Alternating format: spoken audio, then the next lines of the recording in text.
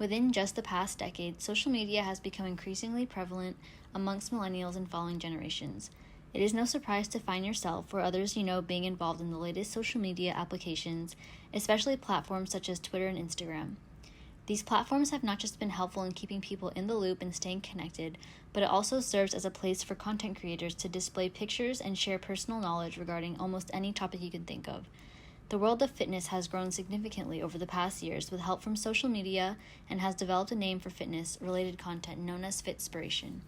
This study examines the association between exposure to fitness social media and having a body image gap, as well as the outcome of unhealthy exercise behaviors with those who have a body image gap. The CDC published a study which posed concerns for all internet users. The study found that approximately 80% of U.S. adult internet users have searched online for health information, and 70% reported being influenced by what they found. With these significant findings, I wanted to look deeper into how Fitspiration relates to this. A previous study which stemmed this research is by Veronica Hefner. Veronica found that Twitter and Instagram are the most popular platforms associated with disordered eating and compulsive exercise.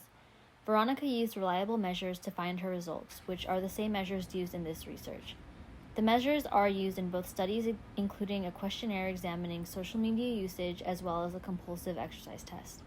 For this specific study, I introduced a new variable, which is the body image gap, where I use a Sunkered figure rating scale, which studies the difference of an individual's ought versus their ideal self. There have been many studies showing that exposure to Fitspiration may result in negative health behaviors, but there has not been research done to measure how this exposure affects one's ought versus ideal self, which is also known as a self-discrepancy. It is important to research self-discrepancies because the study shows that it is relative to different kinds of emotional vulnerabilities. This study in 1987 by Higgins explains that discrepancies between one's self-state and their ideal state is associated with dejection-related emotions. In contrast, discrepancies between one's own self and their ought self is associated with agitation-related emotions. The overall objectives of this study are to examine if increased exposure to fitness social media drives one to experience an increase in their ought versus their ideal self, as well as to determine if the body image gap factor is associated with unhealthy exercise behaviors. Carrying out this study consisted of finding a target population of college-age individuals from the ages of 18 to 29. A survey was created with Qualtrics and sent out via email to individuals in the Bay Area. In addition, participants were also recruited via social media platforms such as Twitter, Instagram, and Facebook, where the survey was linked through a post. SPSS version 26 was used to analyze results of this study. I used chi-squared tests to determine if there were statistically significant associations between my main variables of interest.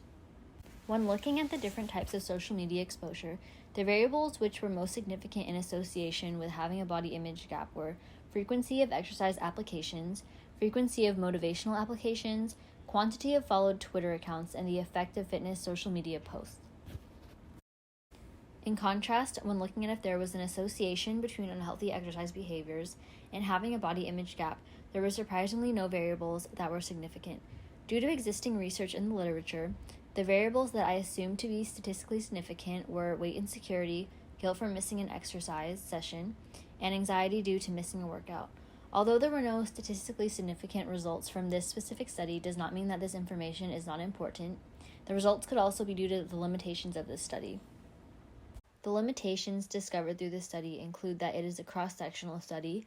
Therefore, I was not able to determine if specific factors caused a body image gap, but I was only able to say if they were associated or not. The sample size was also quite very small at only 51 participants. Perhaps with a larger sample, there may have been more significant results. A majority of the population was also female, therefore results do not show an accurate representation of the male population. In conclusion, it was really interesting to see that out of 51 participants, almost half experienced a gap. There were significant findings between social media usage and the body image gap, especially with the Twitter and Instagram applications. Due to these findings, special attention should be made to how frequent users are on these applications, as well as being aware of the negative feeling individuals experience when viewing these blog posts. Although there were no statistically significant associations between the body image gap and experiencing negative exercise behaviors in this specific study, other studies found in the literature show that other factors regarding dissatisfaction with body image is likely to be associated with unhealthy exercise behaviors. Perhaps a longitudinal study regarding body image gap and unhealthy exercise behaviors would be useful to see if there are indeed significant results which are assumed to be true by the current literature. This research should be made aware to Fitspiration content creators and educators in order to understand the potential effects their content may have on adolescents as well as college-aged individuals. With no filter of what is being put out into the internet, there is a lot of room for misconceptions and also false information. The next time you unlock your phone and get on these social media apps we visit almost every day, be aware of the potential harms that it may have on you in the moment as well as in the long term. Be self-aware of how these posts make you feel and how much you are being exposed to. What seems to be just a normal part of your daily routine may pose more concerns than what you view on the surface.